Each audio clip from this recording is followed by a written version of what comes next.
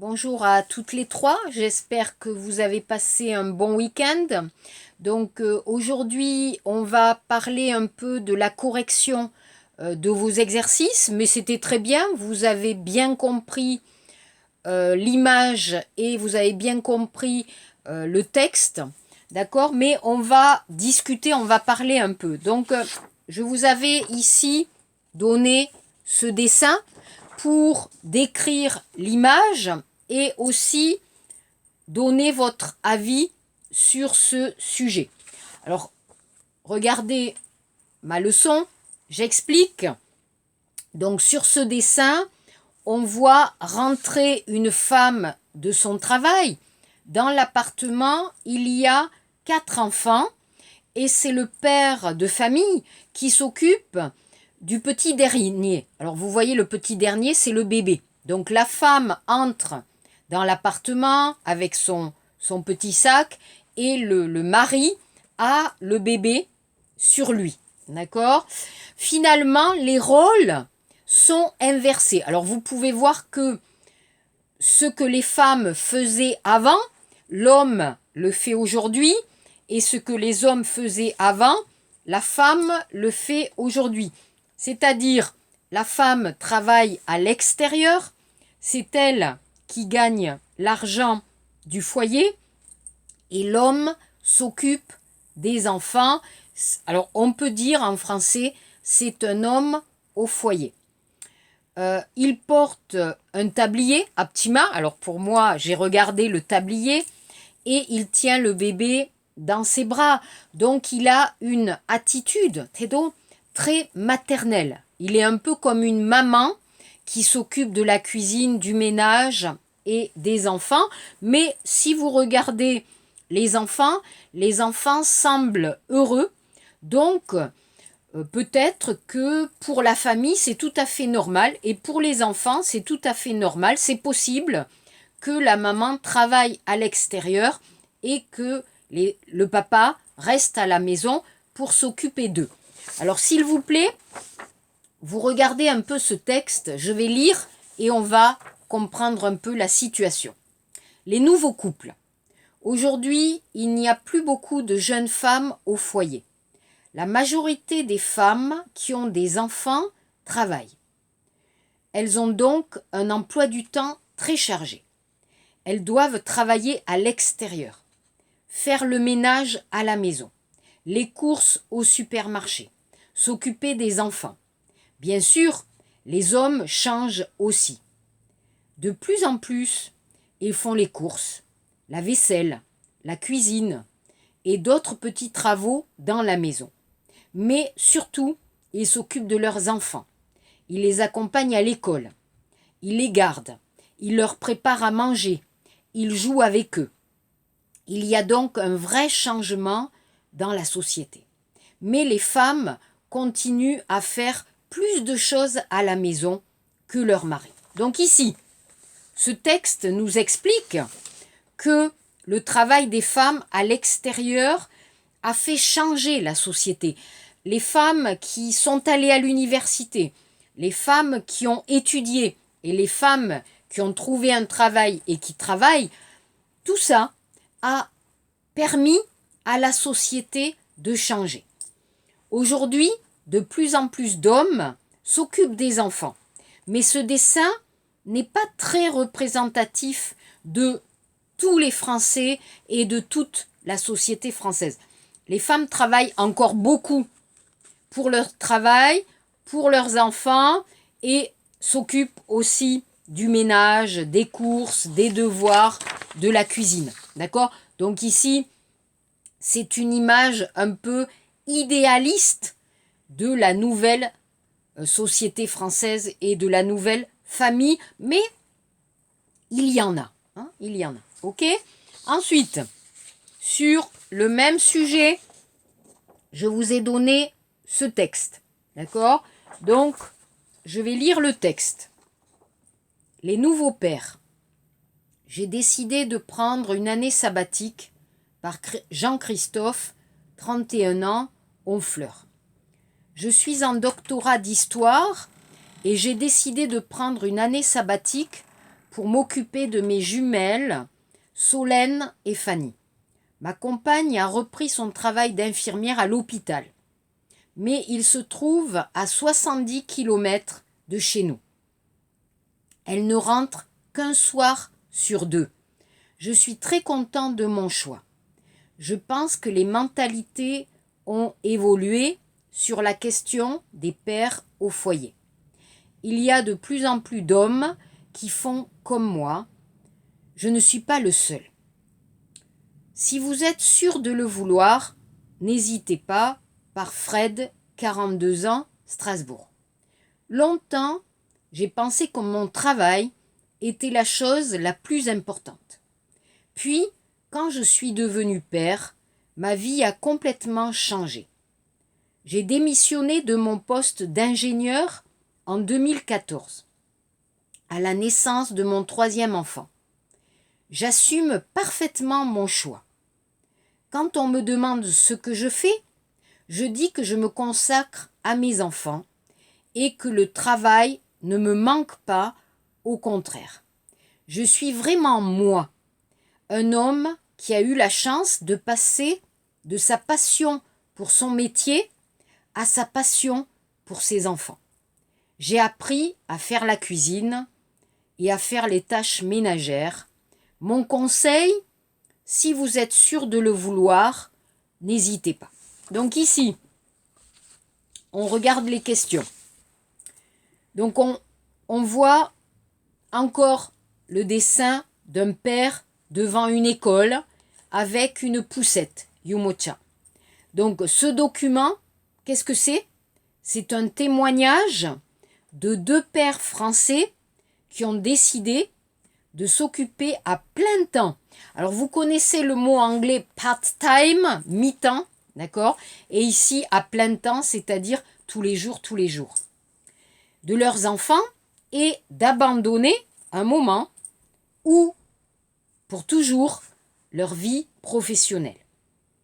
Alors Jean-Christophe est encore étudiant et comme sa femme travaille beaucoup, elle est infirmière, elle n'est pas à la maison, il a décidé d'arrêter une année, d'accord?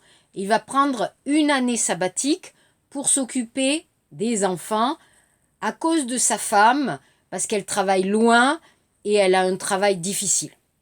Fred, lui, il a décidé d'arrêter complètement son travail à la naissance de son 3e enfant. Donc, les professions.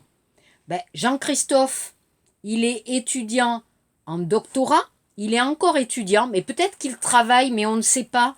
En tout cas, il étudie encore. Et Fred était ingénieur. D'accord? 5. Alors, la question 5, est-ce qu'ils sont satisfaits de leur nouvelle vie? Jean-Christophe est très content de son choix et Fred aussi assume totalement son choix. Donc, vous comprenez que tous les deux, ils ont arrêté, ils ont choisi de s'occuper des enfants et ils en sont très contents et très heureux. Ensuite, regardez la question 6. Selon Jean-Christophe, qu'est-ce qui a changé sur la question des pères au foyer? Jean-Christophe pense que les mentalités ont changé sur les hommes au foyer. C'est vrai. Autrefois, imaginez un papa qui arrête de travailler et qui reste à la maison. Autrefois, c'était impossible. La famille, les femmes, la société, les hommes aussi, n'acceptaient pas. Aujourd'hui, on a changé et c'est possible pour ces 2 hommes. Fred, alors la question 7, que recommande Fred? Fred recommande de ne pas hésiter de changer de vie. Il a été heureux dans son travail et aujourd'hui, il adore s'occuper de ses enfants et des tâches ménagères. 8. Selon vous, démissionner de son poste signifie quoi? Ça signifie quitter son travail définitivement. Attention, il y a une différence entre Jean-Christophe et Fred. Jean-Christophe, il s'est arrêté 1 an. Fred s'est arrêté complètement de travailler, il a démissionné. Alors, ces témoignages sur les pères au foyer sont très positifs. Vous pouvez voir, c'est très positif. Mais je ne sais pas si ce serait possible ou facile en Corée pour un homme d'arrêter complètement son travail. Peut-être, je ne sais pas.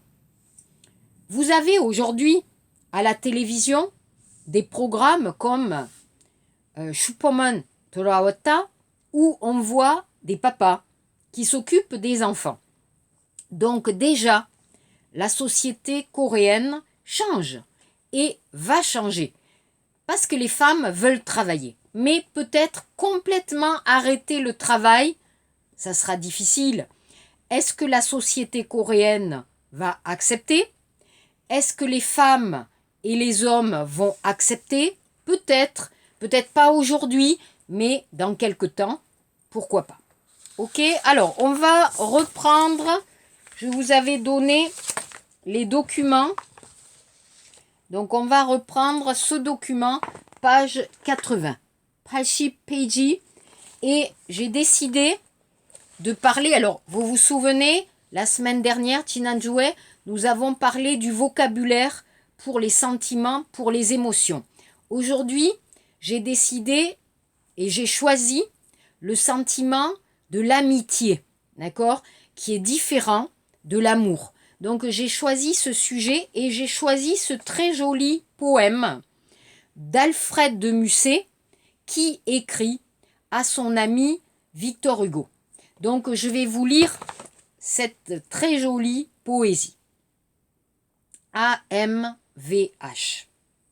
Il faut, dans ce bas monde, aimer beaucoup de choses, pour savoir après tout ce qu'on aime le mieux. Les bonbons, l'océan, le jeu, l'azur des cieux, les femmes, les chevaux, les lauriers et les roses. Il faut fouler aux pieds des fleurs à peine écloses. Il faut beaucoup pleurer, dire beaucoup d'adieux. Puis le cœur s'aperçoit qu'il est devenu vieux, et l'effet qui s'en va nous découvre les choses. De ces biens passagers que l'on goûte à demi, le meilleur qui nous reste est un ancien ami. On se brouille, on se fuit, qu'un hasard nous rassemble. On s'approche, on sourit, la main touche la main. Et nous nous souvenons que nous marchions ensemble, que l'âme est immortelle et qu'hier, c'est demain. Alors, j'aime bien ce poème, j'aime bien cette poésie, c'est magnifique. Donc, j'ai décidé un peu d'en parler avec vous. Alors, c'est moi qui vais répondre aux questions, mais vous pouvez comprendre car le vocabulaire ici n'est pas trop difficile. Donc, le titre du poème, c'est AMVH. AM, Alfred Musset, VH, Victor Hugo. Alfred de Musset a décidé, Chine, de créer, de lier les lettres des noms et prénoms ensemble. D'accord? Comme être ensemble, être amis. Peut-être, vous connaissez bien sûr Victor Hugo, mais Alfred de Musset est aussi un grand auteur, écrivain, tchaka, romancier, mais aussi poète. Donc, ils étaient amis. Le thème de ce poème, c'est l'amitié. D'accord? Donc, la question 3, vous voyez, quels sont les plaisirs et les malheurs qui rythment la vie selon l'auteur? Alors, il y a plusieurs plaisirs, des choses bonnes, positives, mais il y a aussi des malheurs, des choses négatives. Alors, je vais essayer de vous expliquer un peu. Les bonbons, c'est l'image de l'enfance. C'est l'image de quelque chose qui est doux, pudropta, qui est l'enfance. d'accord, sucré. Le jeu des enfants, d'accord, l'océan, d'accord, l'azur des cieux, le bleu, haneulsek, ça c'est peut-être la liberté, l'image de la liberté, chayu, l'image de Dieu, hanenim aussi. Les femmes, sarang, l'amour, les chevaux, les animaux, mais aussi la liberté, hein, chayu. Ensuite, les lauriers et les roses, l'image chayon de la nature. Donc tout ça, alors bien sûr, hein, Alfred de Musset, c'est très vieux, hein, 19e siècle, hein, 20e siècle, donc c'est très vieux. Donc vous pouvez imaginer l'époque du bonheur. Pour Alfred de Musset, c'était l'enfance, Dieu, la religion, la liberté, l'amour, etc. Mais il y a aussi des malheurs. Les malheurs sont, alors la phrase, il faut fouler aux pieds des fleurs à peine écloses. Alors peut-être que Alfred de Musset, il était un peu paramdungi, donc il a rencontré beaucoup de femmes, beaucoup de femmes, et il a fait aussi beaucoup de mal à ces femmes. Donc ça c'est triste. Aussi, vous avez le verbe pleurer, donc la tristesse, c'est le pum, les adieux. Alors les adieux, c'est pour quitter quelqu'un, quand on s'est séparé, mais aussi la mort, tugum, hein, la mort et la séparation. Devenir vieux, on va devenir vieux, et finalement, la vie va être très courte, et les bonheurs ne vont pas durer très longtemps, et on va devenir vieux. Mais, vous voyez, la question 4, que reste-t-il de plus précieux? Et pourquoi? Ce qui est le plus précieux, ce qui est le plus important, ce qui est magnifique dans la vie, qu'est-ce que c'est? C'est l'ami. En devenant vieux, l'amour, ça passe. L'enfance, ça passe. Beaucoup de choses vont passer, mais un vrai ami, c'est éternel. D'accord? Toujours, pour toujours. Alors, parce que l'amitié ne peut pas mourir et ne peut pas finir. Dernière phrase, hier, c'est demain. Donc vous voyez le temps passé, le temps futur, c'est la même chose. Hein, on va lier Yongyol Hada, Kwago, Mire, on va lier, ça c'est l'amitié. Donc on peut sentir la relation proche, la main qui touche la main, d'accord, la relation proche. On marche ensemble, il y a le bonheur, on sourit et c'est une relation éternelle. D'accord? 5. Les deux hommes ont-ils toujours été en contact? Non. Dans la poésie, on peut comprendre que les deux hommes n'ont pas toujours été ensemble. Ils se sont disputés, Saouda, brouillés, et ils sont partis. Victor Hugo, de Musset, ils se sont quittés. Mais l'amitié est revenue et ils sont redevenus amis. Donc, je vais vous poser des questions sur l'amitié. Mais on va voir aussi un autre texte qui est moderne, d'accord? Page 84, page Chipsa, l'amitié et Internet. Alors, ce texte, à mon avis, est très intéressant pour moi parce qu'il vous explique comment on peut argumenter. Nonjenghada, argumenter sur un sujet. Donc, le sujet, c'est l'amitié et Internet. Donc, ici, on va voir comment on peut écrire. Il y a 3 parties. L'introduction, le développement, la conclusion. Alors, vous allez voir 4 parties. Vous allez voir 4 couleurs, 4 parties. L'introduction, pour, contre et conclusion. D'accord? Donc, il y a 4 parties. En fait, il y a 4 parties pour analyser un sujet. Donc, regardez bien, notez bien les 4 parties. Qu'est-ce que c'est l'introduction? Alors, regardez l'introduction. De nos jours, les nouvelles technologies nous permettent blablabla jusqu'à nous en verrons les avantages. Donc, dans l'introduction, on annonce le sujet. Le sujet, les nouvelles technologies et l'amitié. On explique le sens du mot amitié. L'amitié, qu'est-ce que c'est? Un ami, c'est quelqu'un en qui on peut avoir confiance. Et la confiance se construit. Elle n'est pas instantanée. D'accord? Donc, l'ami, c'est la confiance et c'est aussi le temps. Passer du temps ensemble. D'accord? Donc, on explique qu'on va analyser le pour et le contre. D'accord? Dans la deuxième partie. Dans la deuxième partie, on va voir les côtés négatifs d'Internet. Ce qui est négatif, qu'est-ce que c'est? Le mensonge, on peut mentir, les photos, les informations, le texte, tout, on peut mentir. Et c'est une relation qui n'est pas réelle.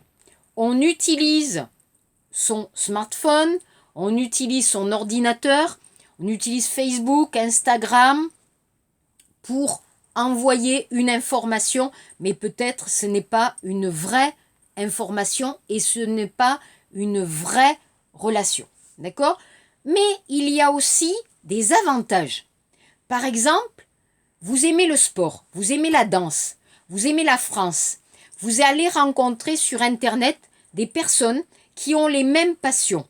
Et par Internet, on peut chatter et on peut rencontrer des personnes qui aiment les mêmes choses. Aussi, par exemple, vous êtes très timide. Pour vous, c'est difficile de parler à quelqu'un et de rencontrer un ami. Avec Facebook ou Instagram ou les réseaux sociaux, vous pouvez, par votre ordinateur, écrire des messages, chatter. Donc peut-être pour les personnes timides, c'est plus facile. Ok? Il y a la conclusion. Dans la conclusion, vous allez donner votre avis. Vous avez analysé ce qui est bien avec Internet, ce qui n'est pas bien avec Internet. Et à la fin, vous allez décider pour vous, est-ce que vous êtes pour ou est-ce que vous êtes contre? Est-ce que c'est positif? Est-ce que c'est négatif? Est-ce que c'est possible? Est-ce que c'est pas possible? Alors regardez ici, finalement, vous donnez votre avis. Oui, Internet a révolutionné le monde. Internet, c'est vraiment extraordinaire et il y a beaucoup de possibilités avec Internet. Mais l'amitié, c'est différent. L'amitié, c'est pas le problème de mon smartphone, c'est pas Facebook, non. Pour avoir un ami, il faut le rencontrer. Il faut le rencontrer vraiment. Il faut passer du temps ensemble. Et il faut parler ensemble. Donc, avoir quelques contacts sur Internet, sur Facebook, ok. Mais une vraie amitié, ça sera un peu difficile, peut-être, avec Internet. Donc, je pense que ce texte est très intéressant pour expliquer comment bien analyser un sujet et comment écrire, comment argumenter, non d'un argument, comment trouver des arguments. Donc, quand vous avez un sujet, s'il vous plaît, essayez de trouver des arguments dans votre vie, dans les films, dans les livres, sur votre pays, dans la culture coréenne ou dans d'autres choses. Il faut avoir beaucoup de connaissances, il faut avoir beaucoup d'informations pour pouvoir analyser et pouvoir répondre et pouvoir écrire. D'accord? Donc ici, pour jeudi, je vais vous donner quelques questions sur l'amitié. D'accord? Ce sont mes exercices, donc sur l'amitié. Et nous allons aussi, je vais vous donner une image. Alors, je voudrais travailler un peu, d'accord, avec vous. Je voudrais travailler un peu avec les émotions. Je voudrais travailler un peu avec vos émotions. Alors, vous allez me parler de l'amitié, mais vous allez aussi, regardez, c'est facile. Je vous donne des œuvres d'art. Vous allez choisir une œuvre d'art, une. d'accord? Et vous allez me dire, alors, décrivez, qu'est-ce que c'est? Qu'est-ce que vous voyez? Mais surtout, votre émotion en regardant cette sculpture Togak, cette peinture Kulim, cette photo Sajin, vous avez une émotion, d'accord? Une émotion, donc ne pensez pas.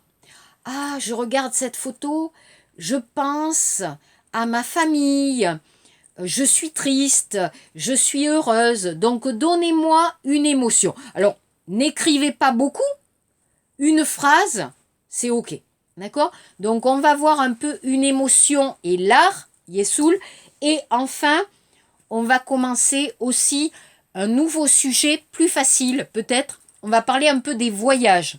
Donc, je vais vous donner un texte sur les différents voyages dans des différents pays. Et à partir de jeudi, on va parler de ce sujet et aussi d'autres choses. Merci beaucoup. Si vous avez des problèmes, si vous avez des questions, demandez-moi par Katok. Je vais vous expliquer, je vais vous répondre. Merci beaucoup et on se voit jeudi. À bientôt. Au revoir.